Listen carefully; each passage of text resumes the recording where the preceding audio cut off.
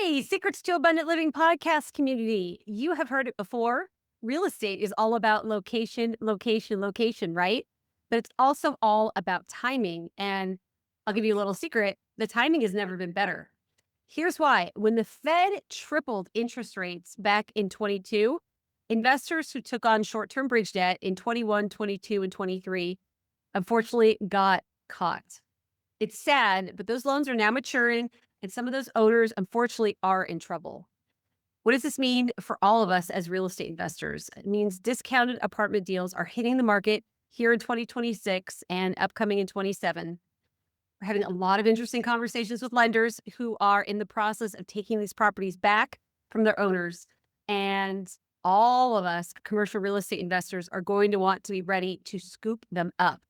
So this is exactly why I'm hosting a free 3-part passive investor masterclass.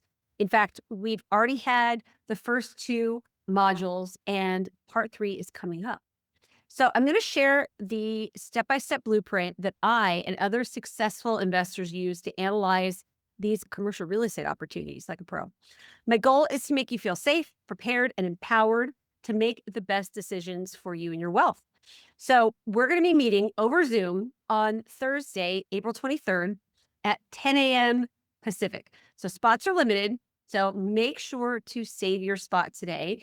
The link is in the show notes. I don't want you to miss this window of opportunity. I want you to feel informed, educated, and very comfortable in analyzing these opportunities. So if you missed the past 2 episodes, don't worry. We're also going to give you the link when you register for the previous recordings. All right. Looking forward to seeing you there and taking advantage of these really exciting upcoming opportunities. Secrets to Abundant Living podcast community. Welcome to another episode. My name is Amy Sylvis. I am the founder and CEO of Sylvis Capital. But more importantly, we've got a really special guest here today. Mr. Travon Patterson is joining us, and I'm thrilled for you all to get to know him. I learned a little bit more about his story recently and thought, okay, we need to hear more. We need our audience to get some exposure to his amazing story. So welcome. Thank you so much for joining us. Well, thank you for having me, Amy. It's a pleasure to be here. Oh, this is really special. For those who don't know about you, would love for you to just give us a little bit more about yourself, and then we'll dive into your really impressive story. No, for sure. Obviously, you guys know my name's Travon Patterson. I'm a Trojan alumni myself. It's a pleasure to be here and to be speaking with a fellow Trojan. I graduated 2010 from USC and played football under, the legendary Coach Pete Carroll. Learned a lot from him, a lot from coaches like Steve Sarkisian, Lane Kiffin, who's having a lot of success at the college rankings right now in college football. So Yeah. I was, blessed to be a part of a great, great staff, a great part of history in USC football. So a lot of that stuff has been instilled in me, the habits and principles that, they taught me, it's still a lot into me in terms of where I am today. So I'm just grateful, for that background. But I actually graduated from Long Beach Poly in 2006. So that's a little bit more about who I am, just building from there. I love it. I love it. And we are all so grateful as big college football fans ourselves of all the joy and excitement that you brought to us during the 2000s. Those are the good old days in everyone's book. But I'd love to talk about that, but also from the time you graduated to now, can you tell us a little bit more about what you've been up to? Because I think there's a lot of really impressive stuff there as well. No, it's definitely a story, roller coaster for sure. So when I graduated from SC in 2010, 2011, I was picked up as an undrafted free agent to the San Diego Chargers. Yeah. Short stint, dealt with a lot of injuries. I was released from the Chargers. After about 3 months there, I went on to play in the CFL. Yeah. I dealt with some injuries there, got released from there. In 2015, I thought pretty much had like a time, a gap from 2011 to 2015 trying to chase my dreams of playing professionally.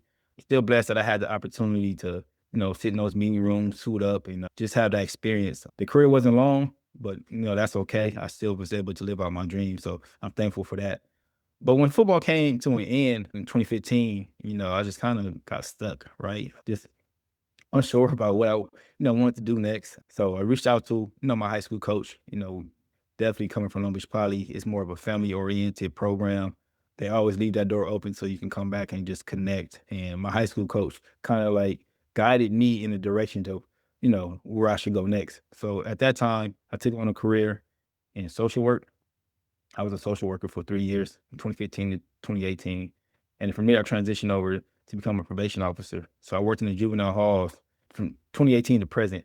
And, during that time, I learned a lot. It's a wonderful time, but, it also, opened up my mindset in terms of like what it is that I want to do in life. And in 2021, that's when I kind of started to try look for a pivot. And I went on to get my real estate license, and I became a realtor in 2021 and actually 2022. And at that time, I just had a passion for real estate. Like I said, the principles and things that I learned during the era of Pete Carroll and that era. So it kind of like told me that, you know what, you got this crazy work ethic. You're an athlete. We always work hard. We pour ourselves into what it is that we're doing on a daily basis. And real estate was kinda, like, similar to, being an athlete, so it allowed me to, you know, go back into doing things that I felt comfortable with doing, and that kinda opened me up to doors to where I start, getting into coaching as well. My first love and my passion is football, so I was able to get an opportunity and come back home to Long Beach Poly and start coaching, and then this past year, in January, I was just announced as the new head coach at Long Beach Poly, so it's a long story, a lot of, different roles and obstacles that I'm always blessed for and learn from. So I'm just happy to be here. Incredible.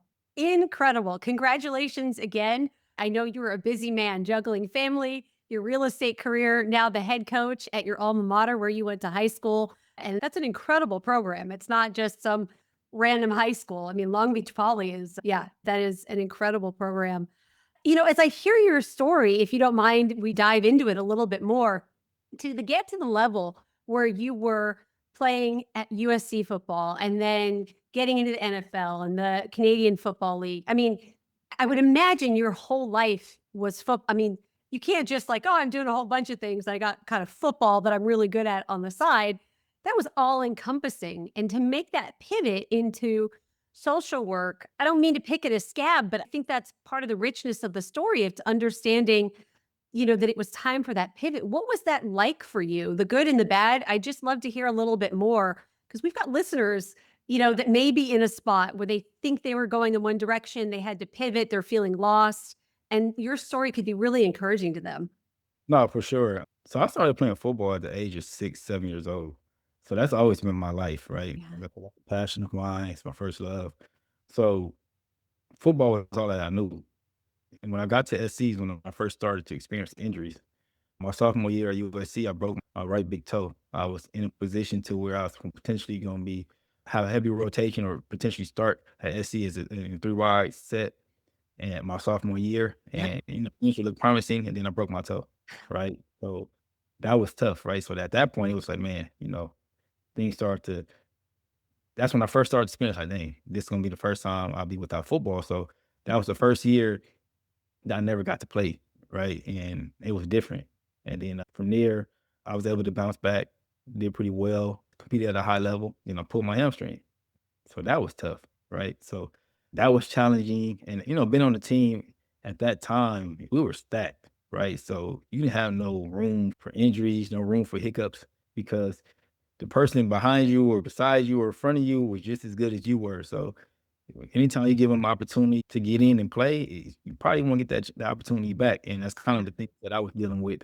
So at that point, a lot of different hurdles and obstacles that I've dealt with at the football level in college. And it was tough for me because I just didn't know like what my future would hold and for me. And that was very challenging, mentally draining, and just, just talking to the family, like, man, I don't know what's going on. I don't know, what the future holds. So we can fast forward to pro day, right? So like I told you, I was able to overcome some different challenges and hurdles and with injuries. And then I get to pro day and it's a SC and I'm running my 40, right? And a lot of people loved me. I know different scouts were looking at me and they, liked me for what I can do in terms of my speed. Yeah. So the 40 was like, the prime time for me to showcase my ability. And I ran the 40, 10 yards into the 40, I put my hamstring again. And this is pro day. So I'm like, ah, man, that's it, right? So I couldn't do anything else. I was like, you know what? That's it. My career is done with football. But at the same time, it was a blessing for me to be at USC. A lot of scouts used to come through, see what I was capable of doing. I still got the opportunity to get undrafted to the San Diego Chargers. So that was a great opportunity. Did very well there in camp. Like I said, it didn't last for long. So at that time, football was all I knew.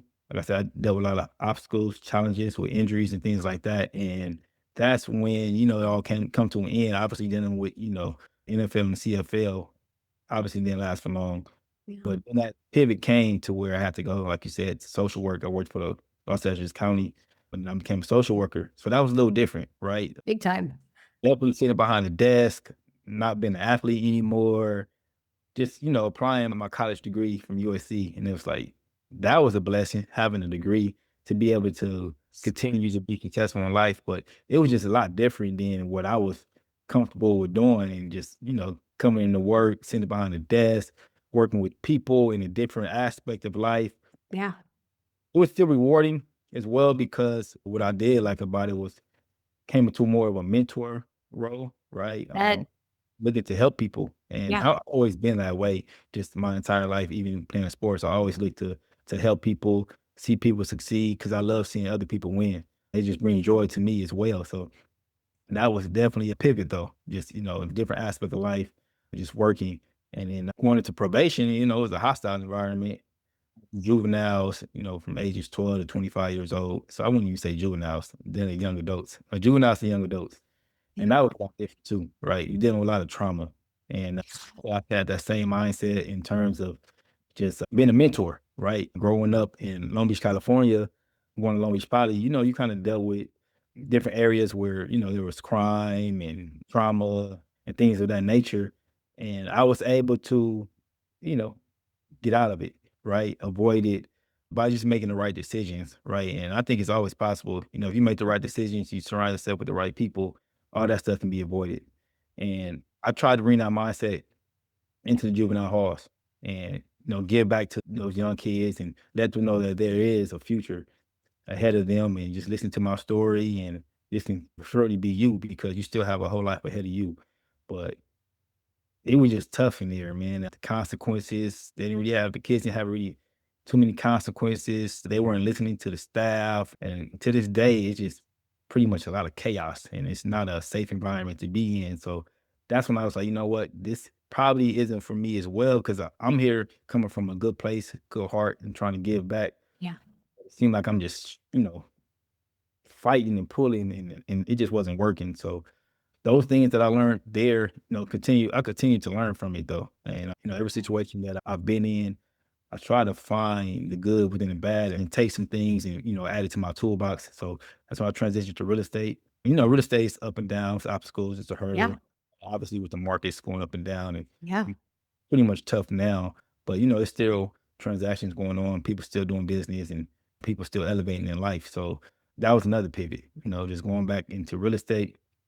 It's all commission based, but it's about the work ethic that you have, the discipline Yeah. that you have, and you're just working hard each and every day. And that's something that I've always been taught just through sports. You got to just work, right? Nothing comes easy. The work that you put in, you will benefit from it in the long run. And that's kind of the market in real estate and the job and career in real estate. So that was more of like home for me, right? More comfortable, even though it can be challenging.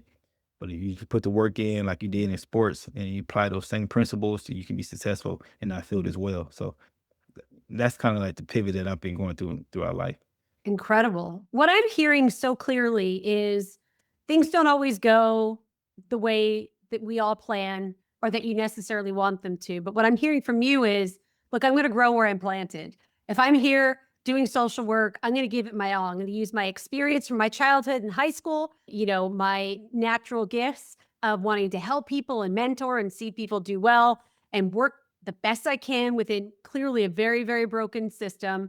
And, you gave it your all. And I'm sure you would have been maybe, I don't want to put words in your mouth, but maybe you would have rather been on the Chargers or in the Canadian Football League, if you had your first choice, but that didn't work out. So here Right. you were, and you're going to do the darn best you can there. And when it's time, then it's off to real estate. And you're going to take what you learned there, helping to coach people, I'm sure. And, you want to see people succeed in real estate too, right?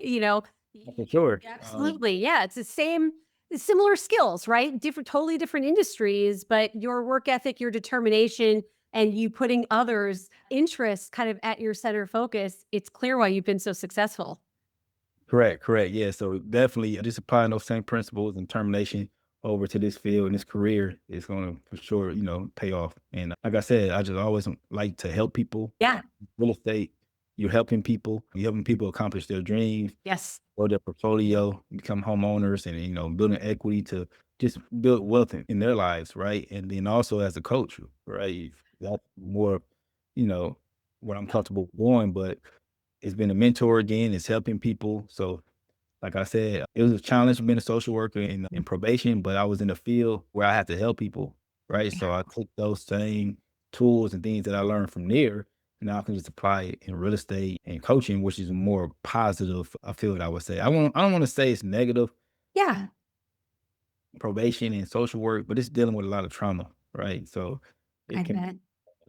stressful at times, right? But now, dealing with people and trying to help elevate their lives and just create success for them and build their success. I was able to learn a lot from there and apply it here now. So You read my mind though, because I'm thinking now as a head coach at a prestigious high school football team, how much did working in social work, and those skills that you developed there, maybe it's not identical, but I'm guessing there are probably some skills and some similarities and some calluses that you've developed that really, really serve you in this new role as well. Is that right? Am I oh, for off? sure, right? Because as a coach, right, he was more with a coach. You're wearing so many different hats. Yeah. It's bigger than being a coach. You're dealing with administration, paperwork, Yeah. dealing with personalities, you're dealing with families, and all those things kind of like coexist with each other. It's like similar in a sense. And you're more of a counselor, right? And that's kind of That's what I was thinking. you do in social work and in probation, right? You're just more of a counselor, just solving Truly. solutions, solving problems, by coming up with solutions to these problems. And that's kind of technically what you're doing as a coach. Yeah, yeah. Yeah, you think, you hear sports and football and you're thinking X's and O's and the fundamentals and all that, but taking a step back, I would imagine, again, I'm just some 44-year-old suburban lady out here, but that's a big fan. But I'm imagining, performance on the field, if something's going wrong, maybe there's something going on with mental health or circumstances or ways that you can, yeah, as you said, can counsel and work with people mentally as that impacts their physical performance on the field or team cohesion, all of those things. Is that sort of right?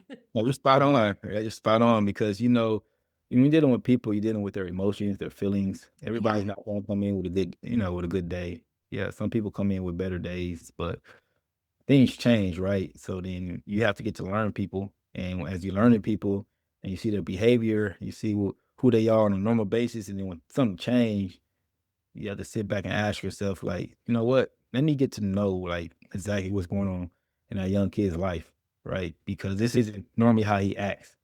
Yeah. Right? So you have to just sit back and before you judge or before Mhm. you become tough on that person, you have to really sit back and understand what they're going through today, right? Because we're human, right? And regardless of what age we are, we all go through stuff. And depending on how mentally strong we are, we all deal with it differently, right? So just taking that approach and just applying it, in the coaching world is going to definitely help these young kids out. And not every kid has the opportunity to go on and receive full scholarships to college, but I just want to be able to put them in position to be successful and just point them in the right direction and letting them know, like, you know what, look, you're dealing with this today, but you too will get through this. And these are other opportunities. And a lot of times, everybody has an aspiration to go on to college and then make it to the NFL or just in sports in general, make it to whatever profession that is for that sport. But everybody don't have the opportunity to make it. So you want to be able to navigate them in the right direction, let them know that, you can still be successful in life and I can help you in that direction. Right. So that's the main goal I have when I'm taking on this role. Brilliant. At the beginning of the episode, you mentioned the great Pete Carroll. You mentioned Steve Sarkisian. You mentioned Lane Kiffin. I mean, college football coaching legends. Is there anything that you've learned from those gentlemen, or maybe things that you don't want to repeat, but are things that you do want to repeat as a coach, as a head football coach? I mean, just being determined, just working hard each and every day, competing at a high level, not giving up on yourself. There's going to be obstacles, going to be challenges, but they taught us how to face adversity, overcome it, and just continue to work hard. And we competed each and every day at USC at that time. And Yeah. like I said, the team was stacked with talent. We had pretty much every 5-star you could think of in the country, and Yeah. everybody thought they were the best, which we were. And Yeah. at a high level, Coach Carroll did a great job of being able to retain that talent at that time, right? I mean, obviously, it's a different era, It but is.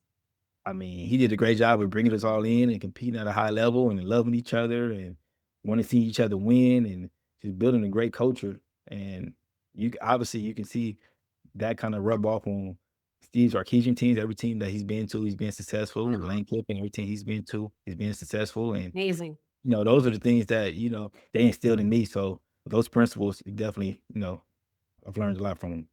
That's great. Can you talk to us a little bit about your real estate business? Is there a certain geography that you work in? Is there a certain type of, real estate that you specialize in? I just love to learn a little bit more about that aspect of your business too, and have our listeners here as well. Yeah, so I pretty much service all of Southern California. I'm already here in Long Beach, but I've Nice. done business in Long Beach and Inland Empire and LA. So I can kind of expand, throughout Southern Cal, get referrals from up north or out of state as well. Okay. But I service the residential. I've done some commercial leases as well. So Okay. pretty much I'm just open, just helping families and Right. building up a portfolio and just help them win in life. And it's just a pleasure and I enjoy it. Just helping people. So Terrific. Last question here. You've given us so much goodness for the people that may be finding themselves. The economy is what it is. Maybe they're finding the need to pivot. Maybe AI is taking their job, or maybe they are in and they've been laid off, or they're just in a spot where they feel kind of stuck in a rut. Given the incredible ways you've been able to pivot and truly make lemonade out of lemons, any last kind of words of advice or encouragement that you give folks that might be in that situation right now? I would just say just continue to have that winning mentality, continue to have faith, continue to think positive, right? Because in times where adversity hits, it's always easy to become negative. And, when you have that negative mindset, just everything around you, the universe is real, right? So when you're thinking negative, everything negative will happen for you. But when you're thinking positive, great things seems to just come out, So just continue to be in a place of gratitude, be Yeah. thankful in any and every situation that you're in, and just know that you're in this place for a reason right now, right? And maybe it's here to challenge you to see, if you're built for something better. So Yeah. always challenge yourself to continue to elevate and continue to be in a place of gratitude and just surround yourself by the right people, especially in tough times. You want to be around the right people. Always want to, build your discipline and be motivated, right? But with discipline, it's easy.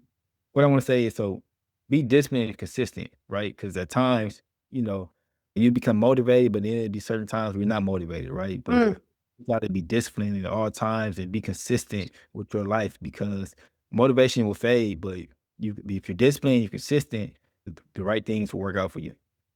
I love it. Mr. Travon Patterson, so grateful to have you on the episode. Where can people get a hold of you if they want to be in touch for any reason?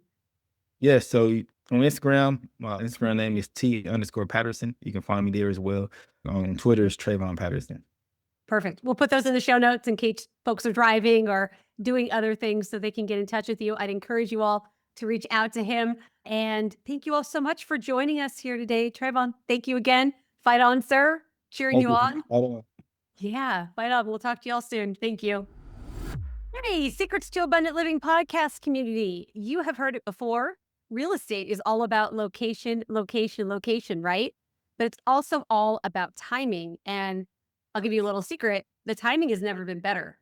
Here's why. When the Fed tripled interest rates back in 22, investors who took on short term bridge debt in 21, 22, and 23 unfortunately got caught. It's sad, but those loans are now maturing, and some of those owners, unfortunately, are in trouble. What does this mean for all of us as real estate investors? It means discounted apartment deals are hitting the market here in 2026 and upcoming in 27. We're having a lot of interesting conversations with lenders who are in the process of taking these properties back from their owners. And all of us commercial real estate investors are going to want to be ready to scoop them up. So, this is exactly why I'm hosting a free 3-part passive investor masterclass. In fact, we've already had the first two modules, and part three is coming up. So I'm going to share the step-by-step blueprint that I and other successful investors use to analyze these commercial real estate opportunities like a pro. My goal is to make you feel safe, prepared, and empowered to make the best decisions for you and your wealth. So we're going to be meeting over Zoom on Thursday, April 23rd at 10 a.m. Pacific. So spots are limited. So make sure to save your spot today.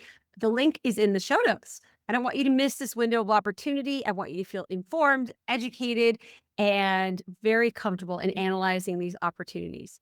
So if you missed the past two episodes, don't worry. We're also going to give you the link when you register for the previous recordings. All right. Looking forward to seeing you there and taking advantage of these really exciting upcoming opportunities.